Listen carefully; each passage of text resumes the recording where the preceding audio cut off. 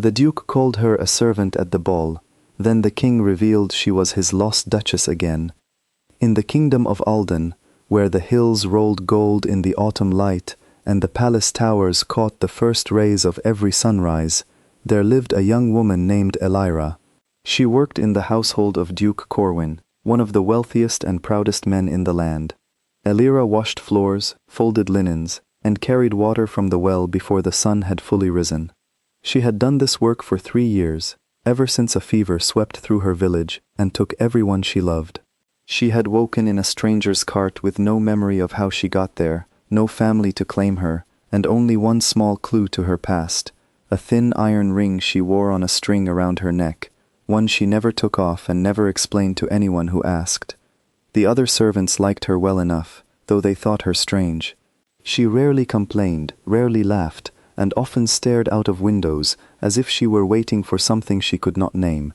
She was polite to everyone, even to those who were unkind to her, and she never once spoke of her life before the fever. Some said she had lost her memory, others whispered that she was hiding something. But none of them guessed the truth, because the truth was far too large for anyone to imagine. One cool evening in late autumn, word came to the Duke's house that the king had called for a grand ball. It was to be held in the palace, and every noble family in the kingdom was expected to attend. Duke Corwin was thrilled. He saw the ball as his chance to secure a marriage between his son and one of the king's distant cousins, a match that would raise his family's standing even higher. He ordered his entire household into a frenzy of preparation.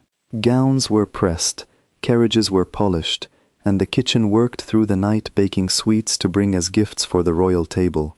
Elira was not meant to attend the ball in any real sense.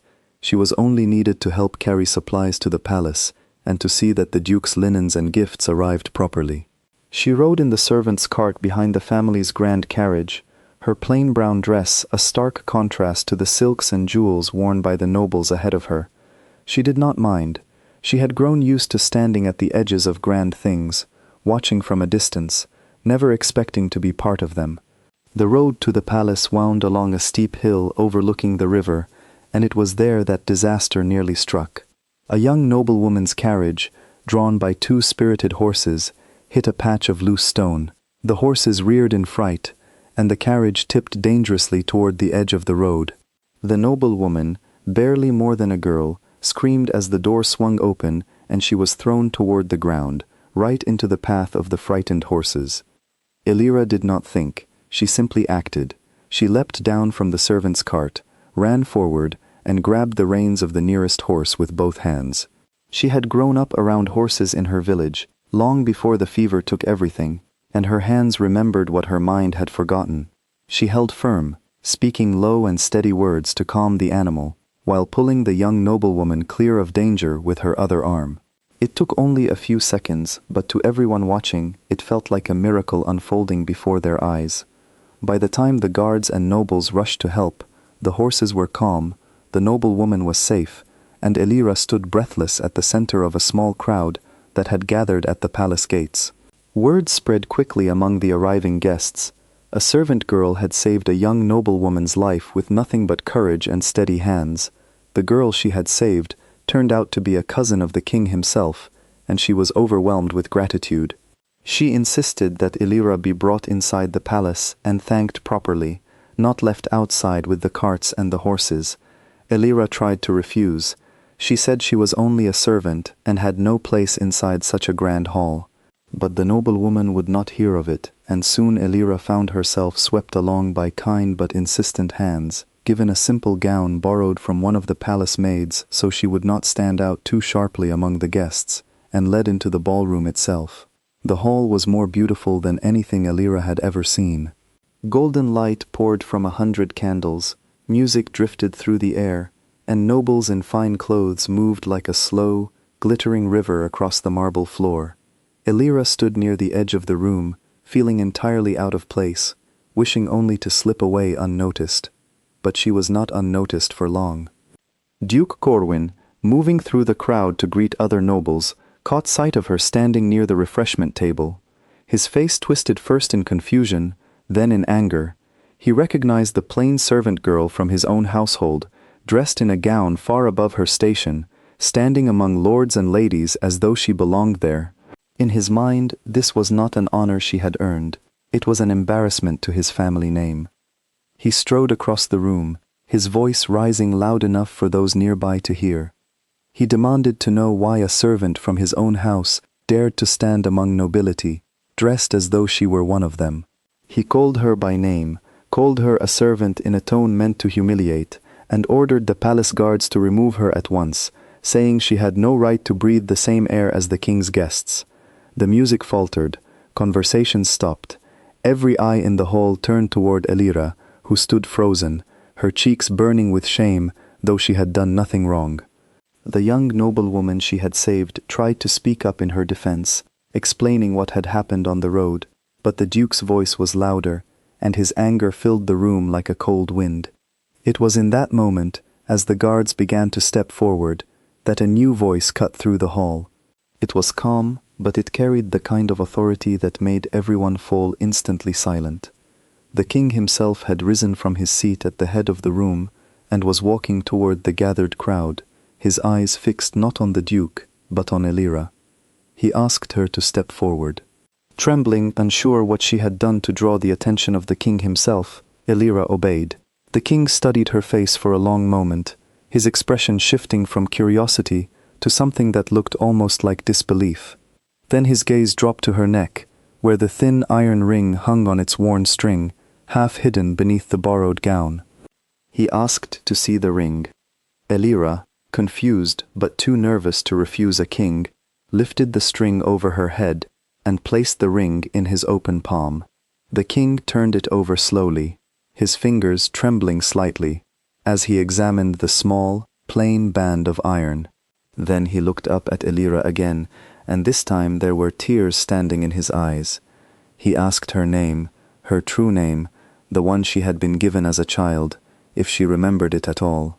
Elira admitted, quietly, that she remembered very little from before the fever swept through her village.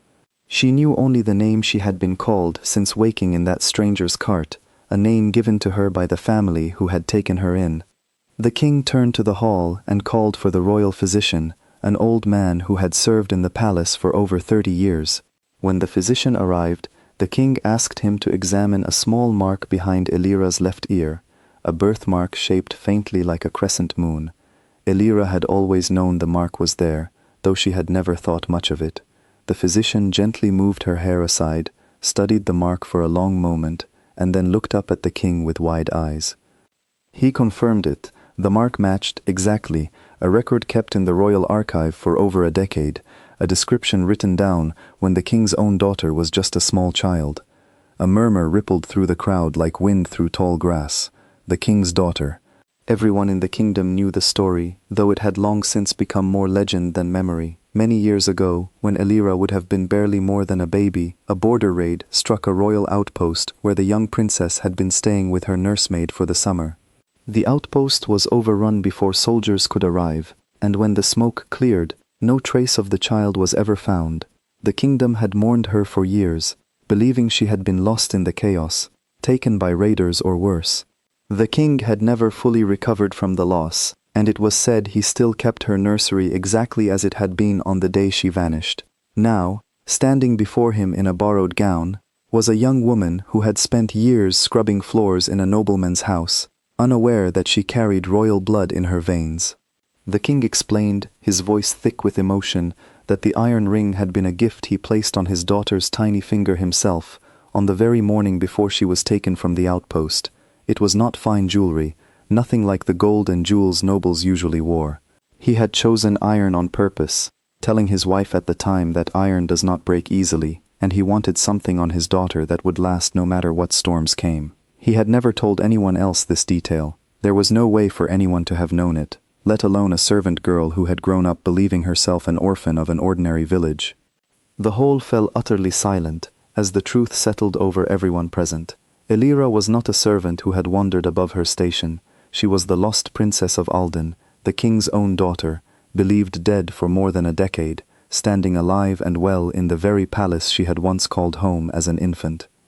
Duke Corwin, who only moments before had been shouting orders to have her removed from the hall, stood frozen in horror. His face had gone pale, and his mouth opened and closed without any words coming out. He tried to stammer an apology, insisting he could not have known, that it was an honest mistake born from surprise. But his earlier words still hung in the air, and every noble in that hall had heard him call the king's own daughter unworthy to stand among them. The king did not spare him a glance. His attention was entirely on Elira, and after a long moment of silence, he stepped forward and gently placed his hands on her shoulders. He told her, his voice breaking, that he had never stopped searching for her, never stopped hoping, even when everyone else had told him to let go of that hope. He said her mother, who had passed away only 2 years earlier, had gone to her rest still whispering their daughter's name. Elira, overwhelmed by everything she was hearing, felt tears sliding down her own cheeks. She did not remember her mother's face or her father's voice from before the fever took her memories, but something inside her, some old and quiet feeling she had carried without understanding, recognized the truth in his words. She let the king embrace her, and for the first time in 3 long years, she felt as though she was exactly where she belonged. The following days brought great change. Elira was given her true name back, the name she had been born with, and she was formally restored as the Duchess and heir of Alden.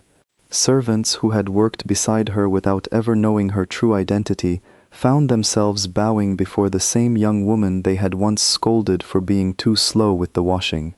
Nobles who had barely noticed her now sought her favor. Duke Corwin, humiliated in front of the entire court, quietly withdrew his son's proposal to the king's cousin, knowing his family's reputation had suffered a blow it would take years to recover from. But Elira did not let her new position change who she was at heart. In the weeks that followed, she asked her father, the king, for one favor above all others. She asked that the servants she had worked beside for 3 years, women and men who had shown her kindness when they had nothing to gain from it, be given better wages, shorter hours, and the same respect shown to any working person in the kingdom. The king, moved by his daughter's request, agreed at once, and new laws were passed across Alden, protecting the rights and dignity of household servants everywhere. Elira never forgot the years she spent believing herself an ordinary orphan with no name and no family. If anything, those years shaped the kind of duchess she became. She listened closely to those who served her, remembered what it felt like to be overlooked, and made certain that no one in her household ever again felt invisible simply because of the work they did. As for the ring, the plain iron band her father had placed on her tiny finger so many years before, Elira never stopped wearing it. Even dressed in the finest silks the palace could offer, surrounded by jewels and gold, she kept that simple ring close to her heart, a reminder that where she came from mattered just as much as where she now stood. And whenever new nobles arrived at court and looked at her with curious eyes, wondering how a servant girl could have become a duchess overnight, she would only smile and tell them the truth. She had not become anything overnight. She had simply been found again, exactly as she had always been, waiting quietly for someone to recognize her.